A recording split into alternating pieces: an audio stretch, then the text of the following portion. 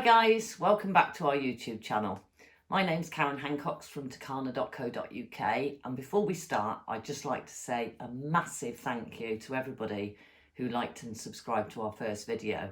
Was really pleased with the results, and again, if you like this video, hit the like, hit the subscribe, and you'll be seeing future productions of ours. We've got some exciting stuff in store too. Right, today I thought I'd share with you a few things that we can keep in our tackle boxes, our bits boxes, to make our lives a lot easier when we're on the beach fishing, save a bit of time and get more fishing time in. The first little gadget I should say, that I'm going to share with you is something that I probably used for the first time 5 or 6 years ago. I was in Sardinia and somebody showed me how to use these for stingray rigs. At the time, they didn't have a name. They were just a funny little metal gadget thing. But much later on, they became known as the Earth, which is that little chap there. Okay, so basically all it is it's a metal bar. You've got a swivel on the top there to attach to your main line. You've got a lead clip on the bottom to put your lead on, and a swivel in the middle for your snood.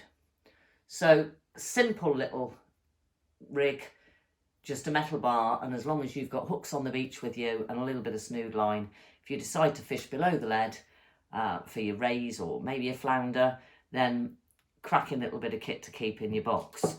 A bit later on, I think we decided, well, rather than actually have to attach them to the lead, why not put them on the lead? So we now actually produce the star pyramids with its own little earth on. Another good thing they're very useful for is you could find yourself on the beach and you've got all two up rigs. Now, nobody wants to sit on the beach and build rigs. Well, I certainly don't anyway. Now, you can use these as a normal lead without attaching anything on your normal rigs. And if you decide you want to fish below, you don't even have to change your rig. Just simply, again, a piece of snood line, a hook, and you're sorted. So they really are a nice little gadget to keep in your box, just in case you decide what you've got isn't working or you want to try something different. We do these in the stainless steel, which is the one I was showing you that I'm actually using. And I have used these on stingrays and they are strong. So we do the Ultimate Earth, which is the stainless steel version. We also do the competition, which is very similar, a lighter setup, and the mini earth for your very light stuff. None of them take up any room. It's a little metal bar, certainly worth putting in a little bits box on the beach. You think, I've got one of those, give it a go.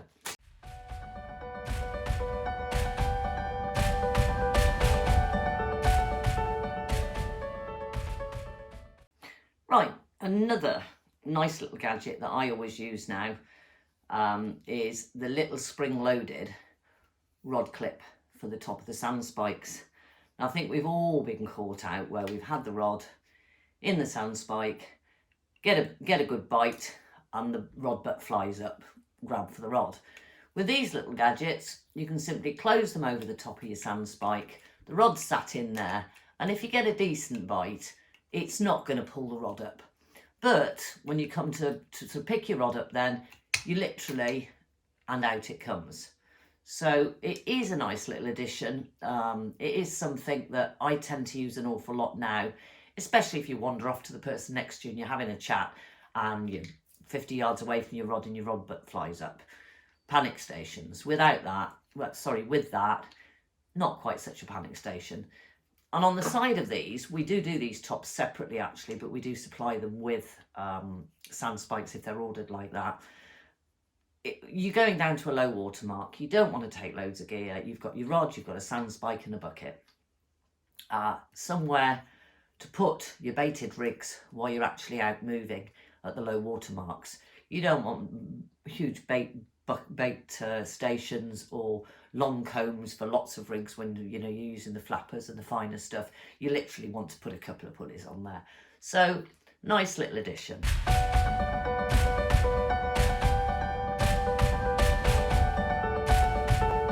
Now, while we're on the subject of buckets, we brought out a cracking little bucket here, which I love using. I'll show you the inside in a sec, but basically at the top here there's a little hole, so if you want to aerate the water below, you can always pop a pump in here and you pipe through there for your air stone. Or alternatively, if you're not using an air stone, you've actually got a great storage area there for some bait. Other side, we've got a little hatch there into the bucket. Simply put your fish in. Great when fishing a competition, because it means you can actually keep the fish safe in the bucket and nothing's going to jump out. We've all had that moment where the garfish or the eels have just jumped out of the bucket and we're running around the beach trying to find fish that should be in there. The good thing I like about this bucket is, how many of you have been on the beach with a steward or even on a pleasure fish with yourself and you're chasing fish around a bucket trying to catch them? Whiting, they're a bugger for it. So this has got an inner mesh bucket. There you go. So you've got your water in your bucket as per normal. Your fish are in there, but if you actually get to the point where you want to release the fish, or you've got a steward that wants to count the fish, you literally lift up the inner bucket and you fish, the water drains out and you can pick the fish up a lot easier. So I love it. Great little bucket. And as I say, you've got a bit of bait storage there, or if you want to aerate the water, you've got somewhere to put your pump. Nice sturdy little bucket. They're on the website, so there's another one for you.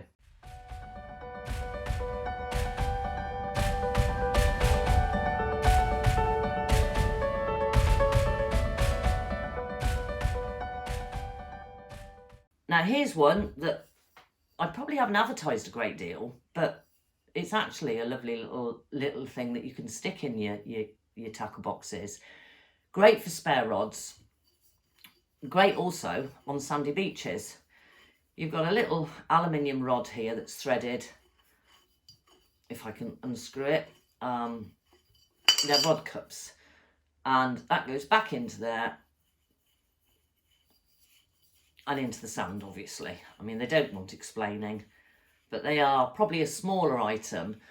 Maybe you've taken your tripod with you and you've decided that, you know, you do want to fish a sand spike or a rod tube type assembly. So nice and light. That is aluminium. Yeah, have a look on the website. Well guys, I think that's probably me done for today. And if you like the video, please hit the like and subscribe to the video. That means that the next production we bring out that you'll see straight away. And thanks for watching, thanks for joining us, and we'll see you again. Okay, bye.